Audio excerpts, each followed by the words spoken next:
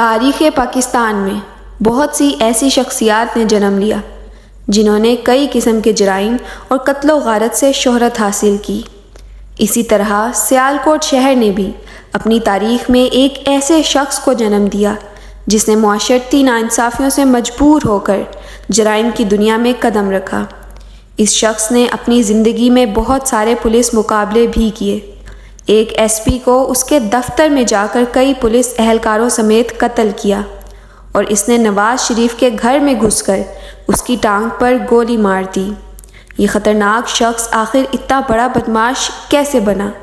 اسے کون سی سیاسی جماعت اور کن سیاسی شخصیات کی پشت پناہی حاصل تھی؟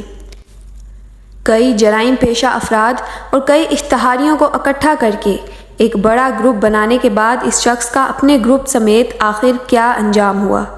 یہ تمام تر تفصیلات آپ جان سکیں گے آج کی ویڈیو میں۔ ویڈیو شروع کرنے سے پہلے ہمارے چینل دیکھو اور سنو کو سبسکرائب اور لائک کیجیے۔ اس خطرناک ڈون کا نام جہانگیر سنیارا تھا اور یہ ایک گجر قوم سے تعلق رکھتا تھا۔ یہ پنجاب کے ایک مشہور زمانہ ڈون بھولا سنیارا کا چھوٹا بھائی تھا۔ پنجاب پولیس نے جن وقتوں میں سیالکوٹ میں بھولا سنیارا، ناجی بٹ اور ہمایوں گجر کو قتل کیا تھا، تب یہ شخص ایک قتل کے الزام میں جیل میں اپنی سزا بھگت رہا تھا۔ جیل کے اندر ہی اس نے سرِ عام اعلان کر دیا کہ ان لوگوں کو میں خود قتل کروں گا جنہوں نے میرے بھائی بھولا سنیارا کو قتل کروایا ہے۔ جہانگیر گجر کی جیل میں 3 خطرناک اشتہاریوں کے ساتھ ملاقات ہوئی، جن میں چودھری بابو ارائیں، شانی بشیر اور شہباز لاہوریہ وغیرہ شامل تھے۔ یہ تینوں اشتہاری بھی اپنی سزا پوری کرنے کے بعد جب جیل سے رہا ہوئے تو جہانگیر سنیارا گجر کے گروپ میں شامل ہو گئے۔ دوسری طرف بھولا سنیارا کے قاتلوں کو یہ خبریں آنا شروع ہو گئیں کہ جہانگیر سنیارا اپنا ایک گروپ بنا رہا ہے۔ یہ بات مخالفین کے لیے نہایت تشویشناک تھی، اور مخالفین کو اس وقت سیالکوٹ کے 2 MNA سپورٹ کر رہے تھے۔ ان MNAs کا تعلق پاکستان پیپلز پارٹی سے تھا۔ دولت کی کثرت اور MNAs کی پشت پناہی کی وجہ سے جہانگیر سنیارا کے مخالفین کافی طاقتور ہو چکے تھے۔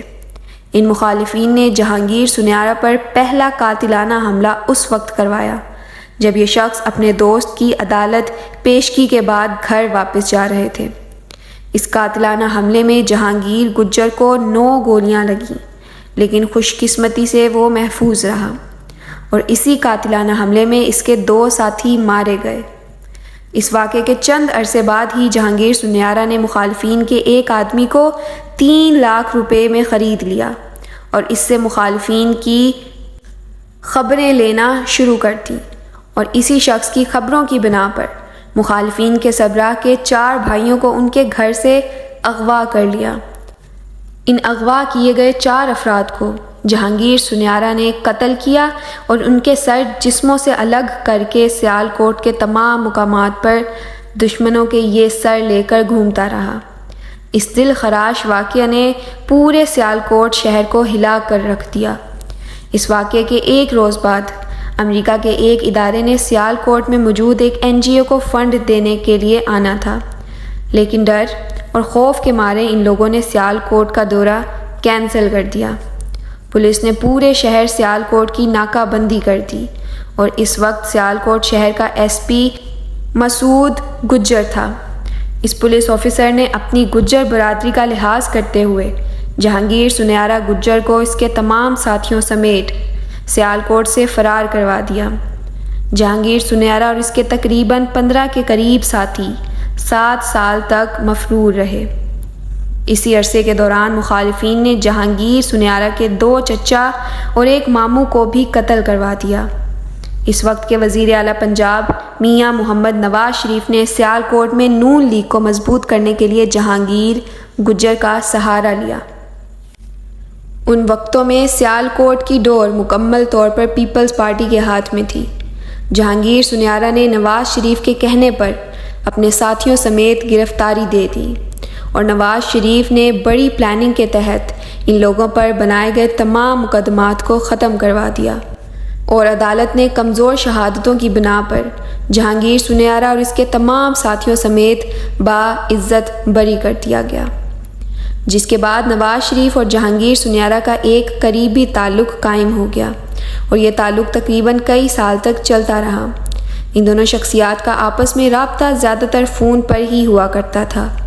اسی عرصے کے دوران جہانگیر سنیارہ نے فردوس عاشق اعوان کے والد، جو کہ اس وقت کے MNA ہوا کرتے تھے، انہیں بھی قتل کیا تھا، اور اس MNA کے قتل کے بعد خالی ہونے والی نشست پر جہانگیر سنیارہ نے نون لیگ کا ایک MNA کامیاب کروایا۔ کچھ ہی وقت گزرا تھا کہ جہانگیر سنیارہ نے اپنے مخالفین کی ایک شادی کی تقریب میں اپنے 15 ساتھیوں کی مدد سے حملہ کر دیا۔ اس زوردار فائرنگ کی صورت میں مخالف گروپ کے سربراہ سمیت ان کے 11 لوگ مارے گئے، جبکہ کچھ عام شہری بھی زخمی ہوئے۔ اس بڑے حادثے کے بعد جہانگیر گجر کے مخالفین نے خود آ کر اس سے معافی مانگی اور پھر یہ تمام لوگ بیرون ممالک شفٹ ہو گئے۔ یہاں پر آپ کو بتاتے چلیں کہ یہ ساری انفارمیشن سیالکوٹ کے ایک سابق وزیر سے لی گئی تھی۔ انفارمیشن کے مطابق ایک دفعہ جہانگیر سنیارہ کے ایک دوست کو گجرانوالہ سے پنجاب پولیس نے گرفتار کر لیا۔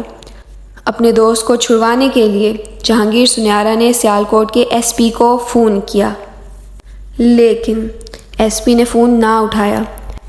اگلے ہی روز جہانگیر سنیارہ نے SP آفس میں جا کر 5 پولیس اہلکاروں اور SP کو فائرنگ کر کے قتل کر دیا۔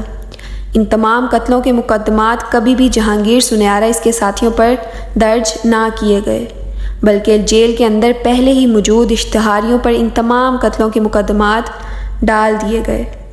کئی عرصے تک جہانگیر سنیارہ گجر نے سیالکوٹ شہر پر راج کیا، لیکن جب نواز شریف پہلی بار وزیر اعظم بنا تو اپنے تمام مقاصد پورے کر لینے کے بعد نواز شریف نے جہانگیر سنیارہ سے تمام قسم کے رابطے ختم کر دیے اور ایک انکاؤنٹر اسپیشلسٹ آفیسر کو تعینات کر دیا، جس کا صرف ایک ہی مقصد تھا کہ جہانگیر سنیارہ کو اس کے تمام ساتھیوں سمیت پولیس مقابلے میں پار لگا دیا جائے۔ محکمہ پولیس کے اندر سے ہی ایک شخص نے جہانگیر سنیارہ کو خبر دے دی کہ نواز شریف نے ہی اس انکاؤنٹر اسپیشلسٹ ٹیم کو سیالکوٹ میں تمہارے قتل کے لیے تعینات کیا ہے۔ اس تعیناتی کی وجہ تمہیں پولیس مقابلے میں قتل کرنا ہے۔ اس دور میں نواز شریف کی رہائش ماڈل ٹاؤن لاہور میں تھی اور کچھ ہی دنوں کے بعد اسی گھر میں نواز شریف نے آنا تھا۔ جہانگیر سنیارہ اور اس کے 2 ساتھی پولیس کو چکمہ دے کر نواز شریف کے آنے سے ایک دن پہلے ہی اس کے گھر میں گھس کر بیٹھ گئے۔ یہ تینوں افراد 24 گھنٹوں تک نواز شریف کے گھر میں رہے، کسی بھی شخص کی ان پر نظر نہ پڑ سکی۔ اگلے ہی روز جب نواز شریف کی آمد اس گھر میں ہوئی تو جہانگیر سنیارہ نے اپنے ساتھیوں کے ہمراہ نواز شریف پر فائرنگ کر دی۔ اس فائرنگ کے نتیجے میں نواز شریف کی ٹانگ پر ایک گولی لگ گئی، لیکن اس خبر کو آج تک میڈیا پر منظر عام نہیں لایا گیا۔ نواز شریف کے کئی قریبی ساتھیوں اور نون لیگ کے اہم رہنماؤں کو آج بھی معلوم ہے کہ نواز شریف کی ٹانگ پر گولی جہانگیر سنیارہ نے چلائی تھی۔ اگر اس واقعے کی خبر کسی بھی طرح سے عوام تک پہنچ جاتی تو نواز شریف حکومت پر انگلیاں اٹھنے کا کافی خدشہ ظاہر کیا جا رہا تھا، کیونکہ اس وقت پیپلز پارٹی نے ذوالفقار علی بھٹو اور نواز شریف کے درمیان معاملات کافی خراب تھے۔ دوسری طرف پولیس کی 50 کے قریب گاڑیاں بھی جہانگیر گجر کو نہ پکڑ سکیں۔ جہانگیر سنیارہ نے نواز شریف کے گھر کے کئی ملازمین کو زد و کوب کیا اور ان کا فائدہ اٹھاتے ہوئے ماڈل ٹاؤن ہاؤس سے فرار ہو گیا۔ رستے میں اس شخص کے 3 دفعہ پولیس مقابلے ہوئے، لیکن اس وقت اس کے دوسرے ساتھی بھی اس کے ساتھ مل چکے تھے۔ کہا جاتا ہے کہ جہانگیر گجر اور اس کے 2 ساتھیوں کے پاس راکٹ لانچرز تھے۔ راکٹ لانچر سے حملہ کر کے انہوں نے پولیس کی 5 گاڑیاں تباہ کیں، جس کے ساتھ ساتھ ان گاڑیوں میں موجود 18 پولیس اہلکار بھی قتل ہوئے۔ آخرکار رات کے وقت جہانگیر گجر اور اس کے ساتھیوں کا پولیس کے ساتھ ایک بڑا مقابلہ ہوا، جس میں ان تمام لوگوں کو پولیس کی طرف سے فائرنگ کر کے قتل کر دیا گیا، اور اس طرح یہ لوگ اپنے انجام کو پہنچ گئے۔ تو یہ تھی ہماری آج کی ویڈیو۔ اگر آپ کو ہماری ویڈیو پسند آئے تو اس ویڈیو کو زیادہ سے زیادہ شیئر کریں اور کامنٹ سیکشن میں بتائیں کہ آپ کو ہماری ویڈیو کیسی لگی۔ اور مزید ایسی ویڈیوز کے لیے ہمارے پیج کو فالو کریں اور لائک کریں اور اس ویڈیو کو زیادہ سے زیادہ شیئر کریں. شکریہ.